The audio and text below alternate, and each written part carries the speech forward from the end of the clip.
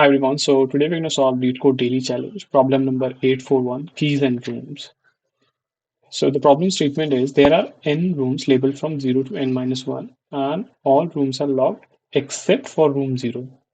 Your goal is to visit all the rooms, however you cannot enter a locked room without having its key. When you visit a room, you may find a set of distinct keys in it.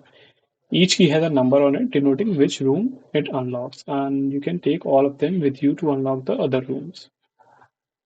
And given an array rooms where room of I, which means every element in the rooms array is a set of key that you can obtain if you visit the room I.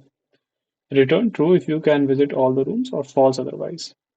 So basically we will be given an array and each element will again be a array which will represent the key which we can get from that room. For example, at 0th index, it represents the key which we can get from 0th room. Okay, so we'll have to then go to the room of which we got the key, right? And we'll proceed so on. So it's simply like, when we read the problem statement, we can simply figure out that it's a DFS problem. And I'm gonna use the same approach to do that. And what I'll be doing is I'll be creating another array uh, with exact number of zeros as the length of rooms. So let's say the name of that array is visited, and we want the length to be of same as of rooms. So the main motive of this is to keep a track of which room we have visited as of now. Okay, so whichever room we will visit, we will change this 0 to 1.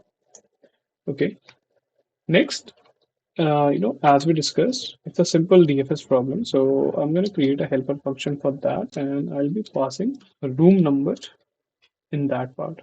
Okay. Next, I'll check if we have already visited that room number. Then we need not to do anything, and we can just simply return. Okay. Next is if not, I'll simply change the room number to true. Okay. Basically, one is equals to two and zero is false. So you can, let's say this. Okay, that's fine. And next, like with each room number, I am gonna get few other keys, right? So I'll simply just iterate into that to rooms, yeah, rooms and room number, simple, and I'll just recursively call DFS iterator. And at the last, I'll initiate the DFS call with the 0th index, and we will return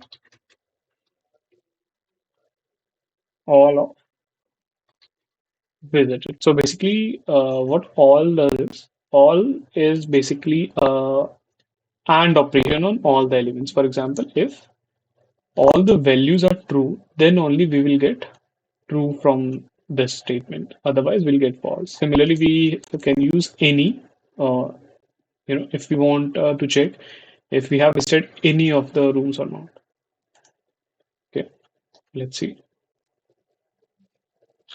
So the test case got passed. Let's submit for further evaluation. Yeah, so the solution got accepted successfully and we performed decent, I think. So thanks a lot, guys, for watching the video and stay tuned for the upcoming ones. And you can find the link of the video, like the solution in the comment section. Thank you.